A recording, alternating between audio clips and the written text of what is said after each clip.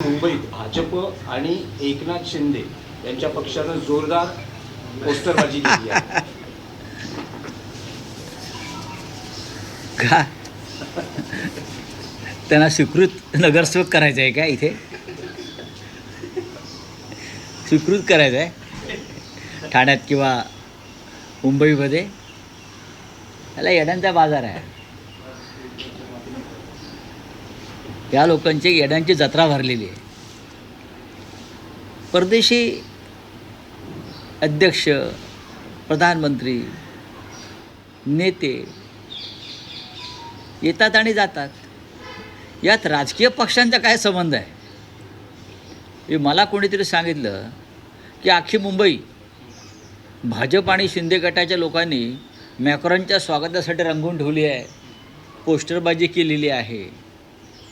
बहुतेक मॅक्रॉन त्याच्या निवडणुकीला प्रचारासाठी आता या लोकांना बोलवेल. एकनाथ शिंदे, अमित साटम, माझ्याकडे प्रचाराला या.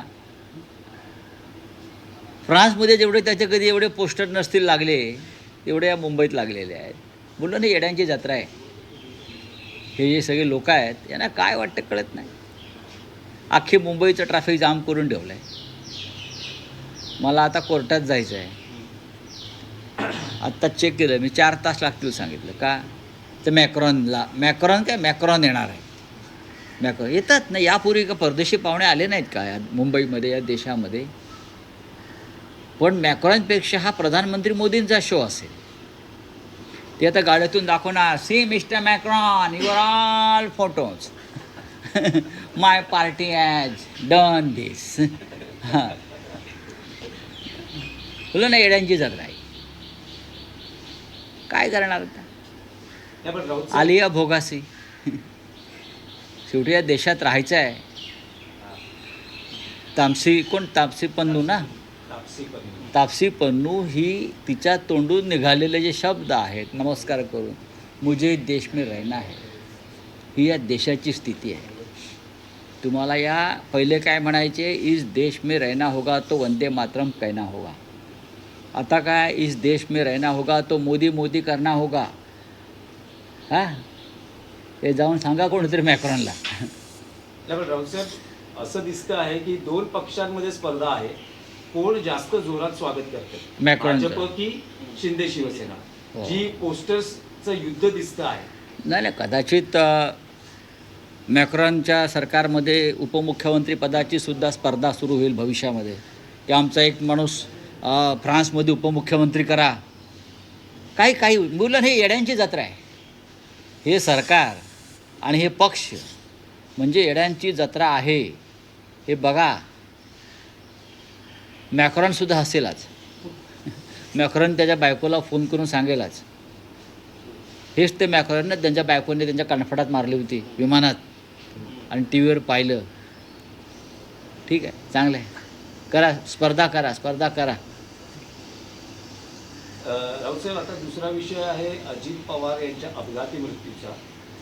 रोहित पवार यांनी 2 प्रेझेंटेशन सादर केल्यानंतर पुन्हा उद्या ते आणखी एक प्रेझेंटेशन सादर करतायत.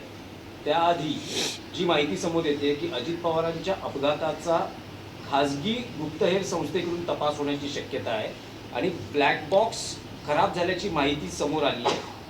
रोहित पवार असं म्हणतात, 5 दिवसांपूर्वीच मी शंका उपस्थित केली. एक लक्षात घ्या, अजित पवारांचा अपघात हा नक्कीच संशयास्पद आहे.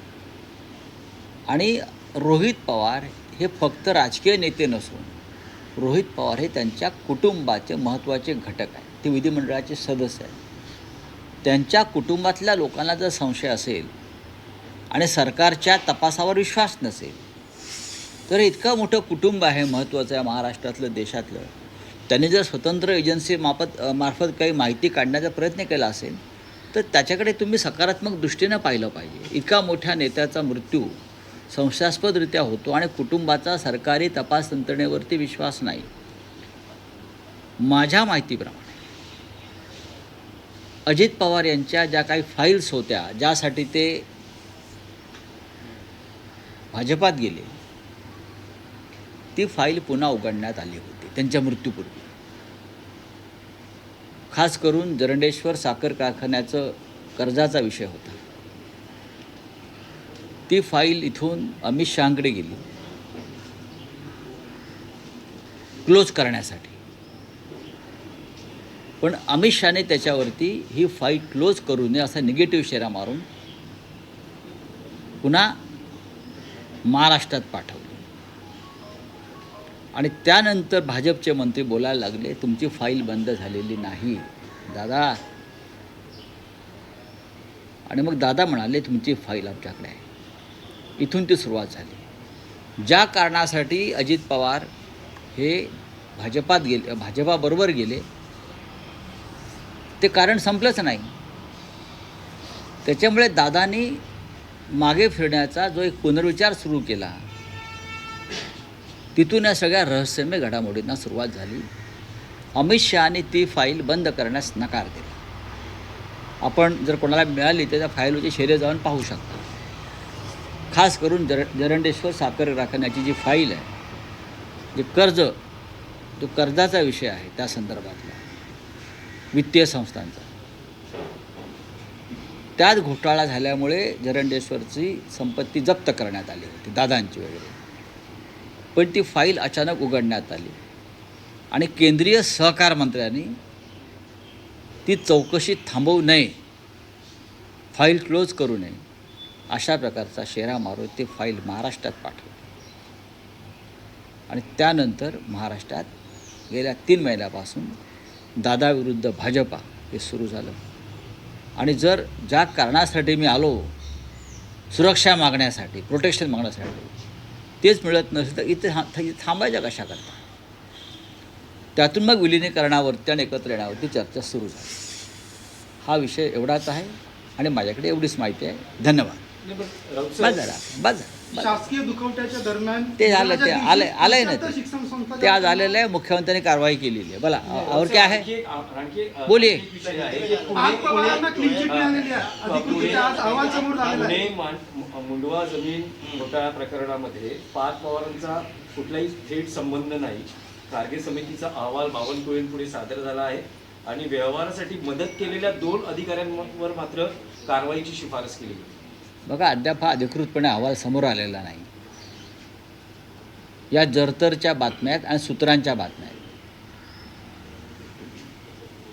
पण मोठ्या व्यक्तीचा दबाव असल्याशिवाय अशा प्रकारचे व्यवहार होत नसतात. एवढंच मी सांगू इच्छितो. जेव्हा पूर्ण अहवाल येईल तेव्हा आम्ही सांगू कायद्यापुढे सर्व समान आहेत की नाही, हे नंतर पाहू.